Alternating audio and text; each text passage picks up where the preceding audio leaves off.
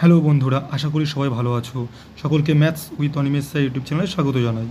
তো আমরা আগের ক্লাসে আলোচনা করেছিলাম 2022 সালের যে জিএনএম পরীক্ষা হয়েছিল দুটো শিফটে, তার ফার্স্ট শিফটের ভৌতবিজ্ঞানের প্রশ্ন উত্তর নিয়ে। তোমরা যারা ক্লাসটি দেখোনি তারা অবশ্যই প্লেলিস্টে গিয়ে আগের দিনের ক্লাসটা দেখে নিও।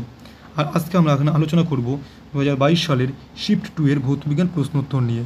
আমরা কিছুদিন আগে, মোটামুটি এক সপ্তাহ আগে, জিএনএম 2022 সালে যে প্রশ্নপত্রের পরীক্ষা হয়েছিল সেই পরীক্ষার জীবনবিজ্ঞানের শিফট 1 এবং শিফট 2 নিয়ে আলোচনা করেছি। আগের দিন 2022 সালের শিফট 1-এ ভৌতবিজ্ঞান আলোচনা করেছি, আজকে শিফট 2 এর ভৌতবিজ্ঞান আলোচনা করব।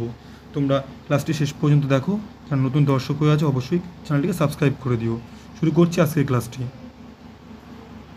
দেখো 41 নম্বর কোশ্চেন বলছে যে 18 AR 40, 19K 40 এবং 20CA 40 এই মৌলতিনটিকে কী বলা হয়? দেখো, এই যে নিচে 18 আছে, 19 আছে, 20 আছে, এদেরকে বলা হয় কি? এদেরকে বলা হয় প্রোটন সংখ্যা। ওপরে যে 40 40 40 আছে একে বলা হয় ভর সংখ্যা। ঠিক আছে? তো ওপরে কী আছে? ভর সংখ্যা। তো উপরে কী আছে? ভর সংখ্যা। আছে, ভরে আছে, এই জন্য একে বলা হবে আইসোবার। দেখো প্রত্যেকটার উপরের সংখ্যাগুলো সমান আছে, 40 40 40। উপর সংখ্যা কী বলা হচ্ছে? ভর সংখ্যা। ভর সংখ্যায় আছে, তাই এদেরকে প্রত্যেকের আইসোবার বলা হয়। কী বলা হয়? আইসোবার। আইসোটোপ, একটা বলছি দেখো, আইসোটোপে আছে, অর্থাৎ প্রোটন সংখ্যা যদি সমান হয় তাহলে তারা পরস্পরে আইসোটোপ হবে, অর্থাৎ নিচেরগুলো যদি সমান হয় তাহলে পরস্পরে কি? আইসোটোপ। তাহলে আইসোটোপ বোঝা গেল, আর আইসোবার বোঝা গেল। আর আইসোটোন পড়ে আছে। আইসোটোন মানে নিউট্রন। দেখো নিউটনের নয় হস্যিত, নিউটনের ন আছে, আইসোটোনের ন, এবার আইসোটোনের ন আছে, তাহলে নিউট্রন সংখ্যা যদি সমান হয় তাহলে পরস্পর আইসোটোন হবে। তাহলে ভর সংখ্যা সমান হলে আইসোবার, প্রোটন সংখ্যা সমান হলে আইসোটোপ, আর নিউটন সংখ্যা সমান হলে আইসোটোন। নিউটনের ন আছে, নিউটন সংখ্যা কীভাবে পাবো? এই যে 40 আর 18 বিয়োগ করতে হবে, এই 40 আর 19 বিয়োগ করতে হবে, 40 আর 20 বিয়োগ করতে হবে। যদি বিয়োগ করে যদি প্রত্যেকের মান সমান হয় তারা পরস্পরের আইসোটোন, অর্থাৎ নিউটন সংখ্যা সমান। আইসোবার, আইসোটোপ আর আইসোটোন বোঝা গেছে। পরীক্ষা কিন্তু একটা কোশ্চেন আসবে।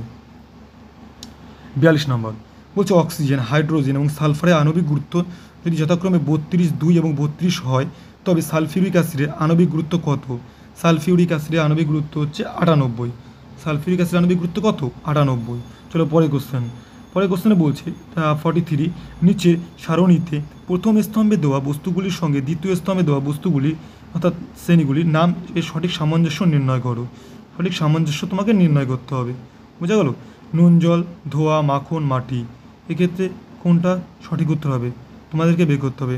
এটা তোমাদের জন্য একটা হোমওয়ার্কের কোশ্চেন থাকলো, তোমরা অবশ্যই এটা সলিউশন করে আমাকে দেবে। ঠিক আছে? পরে কোশ্চেন নাম্বার 44 বলছে জলের বুদবুদ সর্বদাই গোলাকার আকৃতির হয়, অন্য কোনো আকারের হয় না। জলের কোন ধর্ম এর জন্য এটা দায়ী?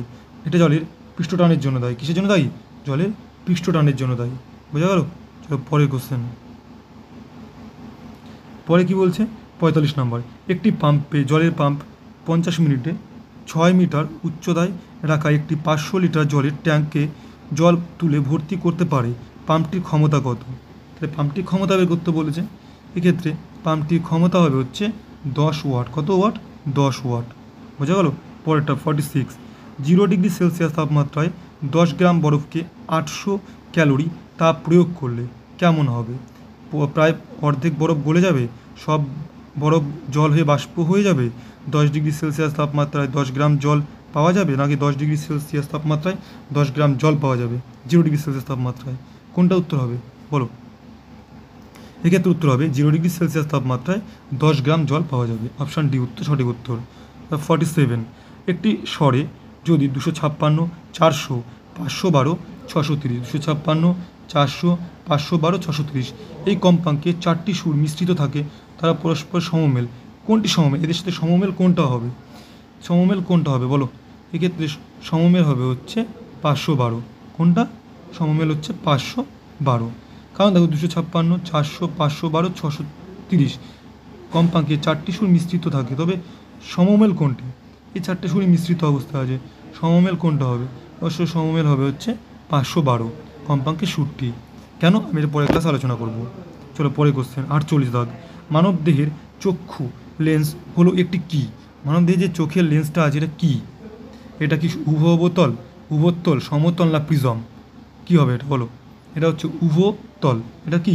উভতল। 49, নিম্নলিখিত গ্যাসগুলির মধ্যে কোনটি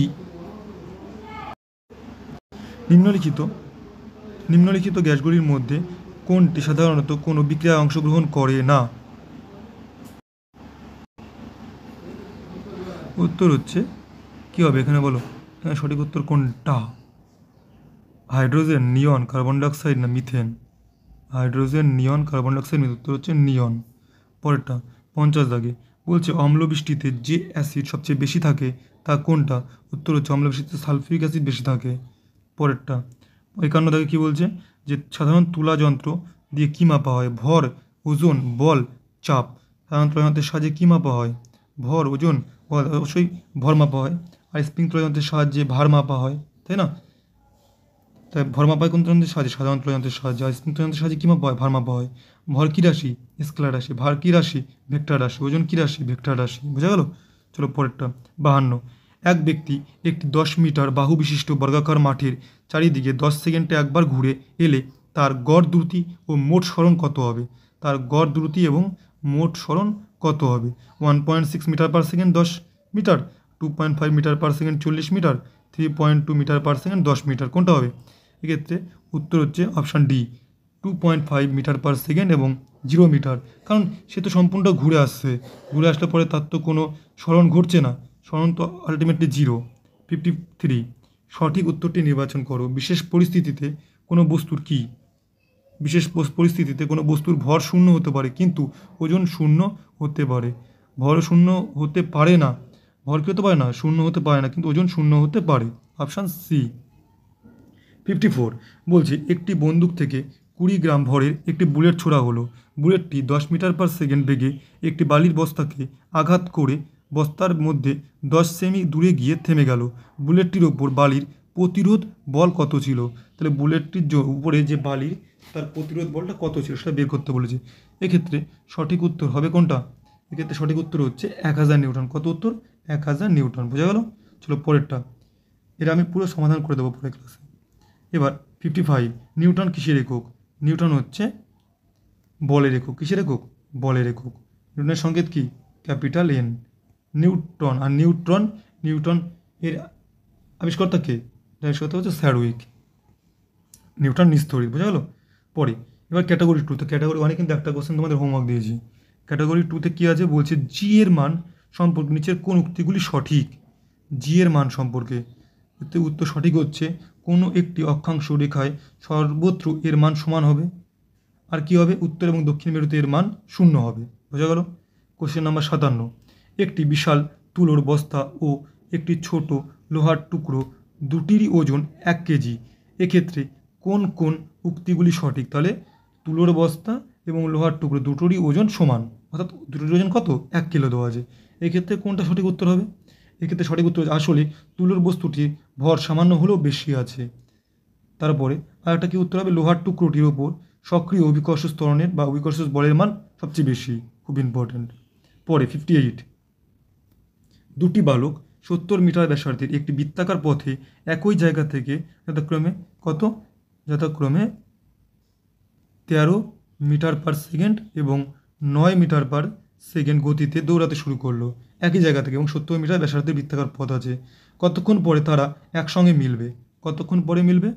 এক্ষেত্রে তারা অপশান বি, অর্থাৎ যদি তারা একে অপরের উল্টো দিকে দৌড়াতে শুরু করে তাহলে 20 সেকেন্ড পরে মিলবে, এবং যদি তারা একই দিকে দৌড়াতে শুরু করে তাহলে 110 সেকেন্ড পরে মিলবে।